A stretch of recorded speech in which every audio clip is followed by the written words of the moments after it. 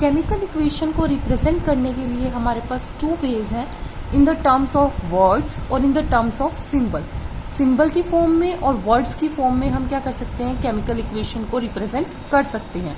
Words का means जो आपके पास इक्वेशन गिवन होगी, अगर आप उसको क्या करते हो, वर्ड की फॉर्म में लिखते हो तो उसको क्या बोलते हैं, वर्ड इक्वेशन। और अगर आप सिंबल्स रिप्रेजेंट करोगे उस वर्ड की जगह तो आपके पास वो क्या बन जाएगी, केमिकल इक्वेशन जो है वो कौन सी हो जाएगी, बन जाएगी। तो मतलब कि किसी भी इक्वेशन को लिखने के दो मेथड्स हैं, एक है वर्ड इक्वेशन और एक है केमिकल इक्वेशन। वर्ड इक्वेशन में आप वर्ड्स की फॉर्म में लिखोगे और केमिकल इक्वेशंस में आप उसको सिंपल शॉर्ट हैंड मेथड के अंदर लिखोगे। फॉर एग्जांपल अगर आपको गिवन आ जाए दैट फॉर एग्जांपल आपको गिवन हो zinc react with the sulphuric acid to give zinc sulphate and hydrogen, तो आप उसको दो टाइप्स में लिख सकते हो। एक तो वर्ड की फॉर्म में तो कैसे लिखोगे, जिंक को जिंक लिख दिया, एडिशन डाला, देन सल्फ्यूरिक एसिड, ये हमें क्या दे रहा है, जिंक सल्फेट दे रहा है और हाइड्रोजन दे रहा है। तो ये आपने क्या रिप्रेजेंट किए, वर्ड्स रिप्रेजेंट किए जो रिएक्टेंट को प्रोडक्ट में कन्वर्ट कर रहे हैं। तो ये इक्वेशन क्या कहलाई, वर्ड इक्वेशन। और अगर आपके पास यही जो सिंबल, ये जो वर्ड्स हैं इनके आप सिंबल्स लिख दो, जैसे जिंक को Zn से रिप्रेजेंट किया, सल्फ्यूरिक एसिड को H2SO4 से, जिंक सल्फेट को ZnSO4 से और हाइड्रोजन को H2 से। तो जब यही वर्ड्स सिंबल्स की फॉर्म में आ जाएंगे तो वो इक्वेशन क्या बन जाएगी, केमिकल इक्वेशन बन जाएगी, सिंबॉलिक इक्वेशन जो है वो फॉर्म्ड आउट हो जाएगी। तो आपके पास ये डिफरेंशिएट की फॉर्म में है दैट केमिकल इक्वेशन को हम दो फॉर्म्स में लिख सकते हैं, word equation and chemical equation. Word means wording forms और केमिकल इक्वेशन मीन्स सिंबल्स की फॉर्म में। तो ये आपके पास क्या है, डिफरेंशिएशन है। नेक्स्ट वन आता है what are the types of chemical equation. Types of chemical equation में जो आपके पास है वो कितनी टाइप्स की होती हैं, दो टाइप्स की। One is a balanced chemical equation and one is a unbalanced chemical equation. अब ये क्या होती है, बैलेंस्ड और अनबैलेंस्ड। बैलेंस्ड केमिकल इक्वेशन क्या है, वो इक्वेशन जिसके अंदर रिएक्टेंट साइड पे और प्रोडक्ट साइड पे जो एटम्स के नंबर हैं वो क्या रहे, सेम रहे, तो उसको क्या बोलते हैं हम, बैलेंस्ड इक्वेशन। और अगर आपके पास दोनों साइड, रिएक्टेंट साइड और प्रोडक्ट साइड, एटम्स के नंबर्स डिफरेंट हो जाते हैं तो उसको क्या बोलते हैं, अनबैलेंस्ड रिएक्शन। जैसे कि अगर हम इसको एक एग्जांपल से समझे तो आपके पास जिंक सल्फ्यूरिक एसिड के साथ रिएक्ट किया, जिंक सल्फेट बना और हाइड्रोजन गैस लिबरेट आउट हुई।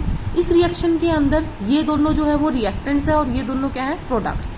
तो हमने क्या किया, एटम्स लिखे पहले कौन से हैं, जिंक लिखा, हाइड्रोजन है, सल्फर है और ऑक्सीजन है। इसके अलावा तो कोई हमारे पास एटम नहीं है। अब हमने चेक किया कि लेफ्ट हैंड साइड और राइट हैंड साइड इनकी अमाउंट कितनी कितनी है। जिंक जो है वो लेफ्ट साइड पे कितना है, 1, और राइट साइड पे भी कितना है, 1। इसी तरह से H जो है वो लेफ्ट साइड पे 2 है और आपके पास राइट साइड पे भी कितने हैं, 2। सिमिलर वे में सल्फर आपके पास यहाँ कितने हैं, 1, और जो आपके पास राइट साइड है, राइट साइड पे भी आपके पास कितने हैं, आप ये 1 है। इसी तरह से ऑक्सीजन जो है आपके पास, ऑक्सीजन भी लेफ्ट साइड और राइट साइड यहाँ भी 4 है और यहाँ पे भी कितनी है आपके पास, 4।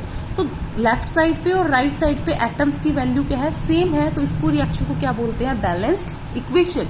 ऐसी इक्वेशन की लेफ्ट साइड और right side that is reactant और प्रोडक्ट्स अगर सेम है तो ऐसी रिएक्शन क्या कहलाएगी, बैलेंस।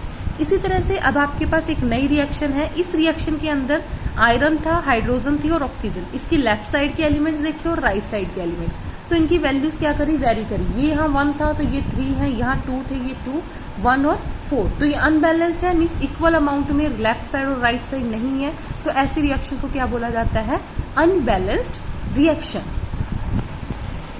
अब आता है नेक्स्ट कि अगर आपके पास कोई अनबैलेंस्ड रिएक्शन है उसको बैलेंस कैसे करोगे। बैलेंसिंग रिएक्शन तो क्या थी कि दोनों साइड आपके पास एटम्स की नंबर जो है वो सेम है, लेकिन अगर हमारे पास क्या है, जो नंबर्स हैं दोनों साइड पे वो सेम नहीं है, तो उसको आपने क्या करना है, सेम बनाना है। जब आप उसको सेम बनाओगे तो उसको क्या बोलते हैं, balancing of a chemical equation. Balancing of a chemical equation क्या है कि दोनों साइड पे नंबर ऑफ एटम्स को आपने क्या करना है, इक्वल बनाना है। तो ऐसी रिएक्शन को क्या बोलेंगे, केमिकल रिएक्शन को बैलेंस करना। नेक्स्ट वन आता है कि हमें बैलेंसिंग की जरूरत ही क्यों पड़ी, अगर अनबैलेंस्ड रह जाए तो क्या फर्क पड़ेगा। मीन्स अगर आपके पास लेफ्ट साइड और राइट साइड पे जो आपके पास नंबर ऑफ एटम्स हैं वो सेम रहें तो उससे तो आपके पास उसको बैलेंस करने की जरूरत क्यों है। तो वो क्या कहते हैं हम कि हमने पढ़ा है कि लॉ ऑफ कंजर्वेशन ऑफ मास होता है।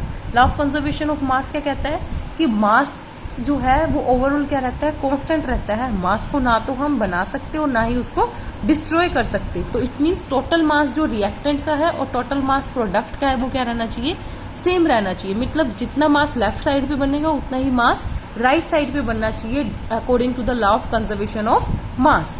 तो उसको फुलफिल कराने के लिए हमें क्या करनी पड़ती है, रिएक्शन बैलेंस करनी पड़ती है। क्योंकि जो अनबैलेंस रिएक्शन होती है उसमें जो क्वांटिटी है, अमाउंट है, जो वो अलग अलग हो जाएगी, लेफ्ट साइड पे कम या राइट साइड पे ज्यादा हो जाएगी। तो उनको बैलेंसिंग कराने के लिए आपको क्या करना पड़ता है, लॉ मतलब कि लॉ ऑफ मास को इक्वल बनाने के लिए, सेटिस्फाई कराने के लिए हमें क्या करनी पड़ती है, रिएक्शन बैलेंस करनी पड़ती है। तो these are the some basic of the chemical equation, that chemical equation क्या होती है, कितने टाइप्स की है और अब हमें बैलेंसिंग कैसे करनी है और आपके पास बैलेंसिंग क्यों जरूरी है, ये सब कुछ हम स्टडी कर चुके हैं। अब नेक्स्ट लेक्चर में हम स्टडी करेंगे कि बैलेंसिंग कैसे की जाती है, क्या स्टेप्स हैं जिसकी बेसिस पे आप बैलेंसिंग करोगे।